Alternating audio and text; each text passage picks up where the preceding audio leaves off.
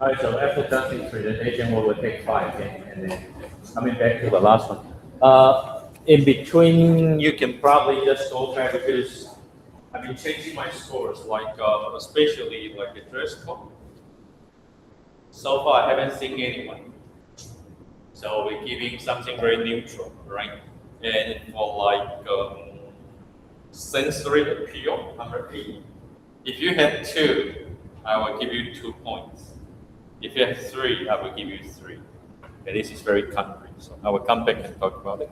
I wonder if anybody, maybe I will just go after the whole class has done that. Okay. I wonder if you know the term which is called multi-model. Multi-model, you have user everything. So by now we only have 3 with films. Okay, most of your presentations so far are 2 dimensions. I was talking to Gina the other day. Your presentation are much more like 2D. See me, you hear me. That's it. All right, so if you have film that's 3 dimension or some people who can actually touch, we were waiting for you to take off your shirt. But that could be too much for like a presentation. All right, Justin, sorry for the delay. All right, whenever you are ready.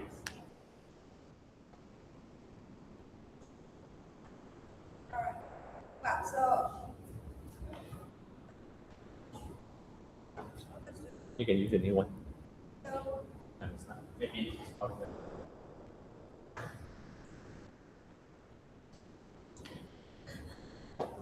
Okay, good.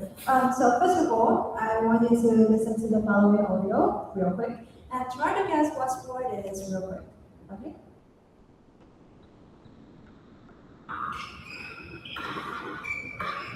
Yes, that's right. The correct answer. Okay, so today I'm not here just to share a simple sport, but to share a piece of my life with you, and you'll understand the reason why later on. So first of all, you might be wondering why it is called badminton. Does it have anything to do with that? Like maybe in the past only gangsters played it with a scar on between their fingers or anything? Well, in fact, not really. When we talk about the history of badminton, it can be traces back to 19th century India where it was called Pune.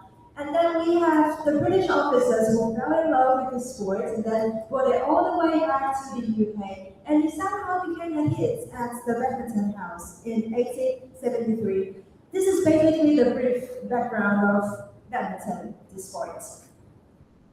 And now, nowadays, when people think about badminton, when they think about Taiwan, well, it all leads to the contribution of our local pros. For example, we have the gold duo, Yang and Wang Qili. Well, they've won 2 gold medals twice in a row in 2 Olympic Games. It was 2020 in Tokyo and 2024 in Paris. Legend. And then we have the queen of badminton, Dai Ziyi. Even though she didn't win a gold medal in the Olympic Games, but somehow she rose the record of being the world's #1 badminton player in women's singles for the longest period of time. And I guess people who don't even play badminton knows the name of hers, right? But in fact, it is not only about the adult pros. Back in 2014, our teenage team won the International School Sport Federation Badminton the championship. Fascinating. And you see the gold medals in the palm of their hands and the smiles on their faces. It is their legacy. It is their honor. It was their proud moment. And I want you to take a look at this guy. This not so teenage looking guy right here.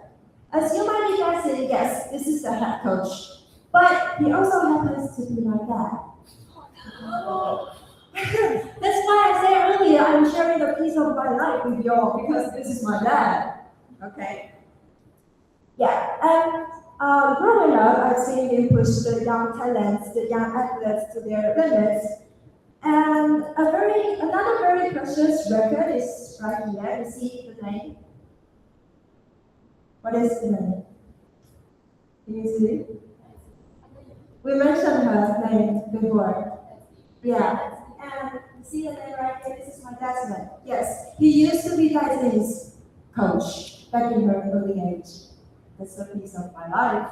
Wow, so growing up, I've seen him, because of him, I see discipline, I see desire for success, I see efforts. That's basically why I say badminton sort of constructs my personality a bit.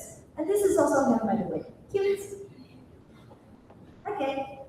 So after hearing the relationship between me and badminton, I think it's time for you to understand why you should try this sport.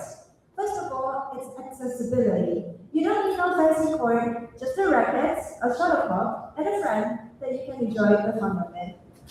Second, community. Just like I mentioned, it is quite a popular sport in Taiwan. So it somehow becomes a social sport. So it's easy to find friends, to find partners, to find coaches, to find coaches, to find resources, offline, online, anyway.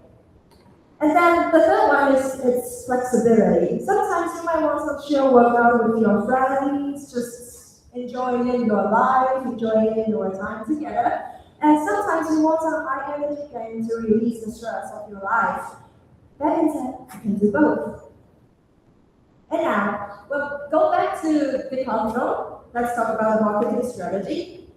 Well, instead of focusing on professionals who already have their brand preferences, I think we should focus on the beginners who started to feel that I might be able to play this sport. And what you need is the advices from professionals. So what you need is me. Okay, then let's turn to some simple questions, some fun facts about badminton. Can anybody tell me what is the world's fastest racket sport? Try to make a guess. I mean, it's obvious. That's right, it's badminton. And can anybody give me a number? We have a number. 100? 100 above. 100, do we have 150, we go above. Then we have 180, that's before. We can up. Okay? Another one? 220 above. That's before.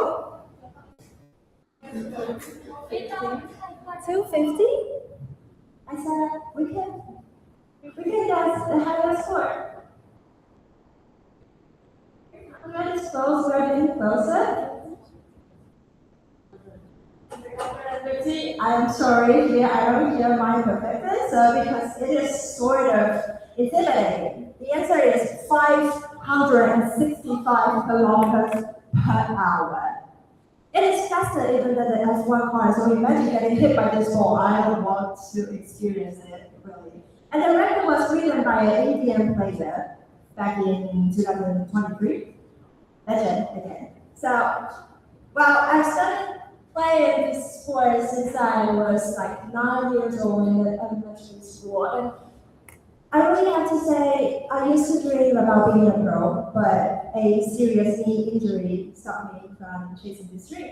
It's a pity, that's right, but I mean, it's okay because until now, I still enjoy the fun of it. I still enjoy playing it. I still enjoy everything that this sport has ever brought to me. Thank you.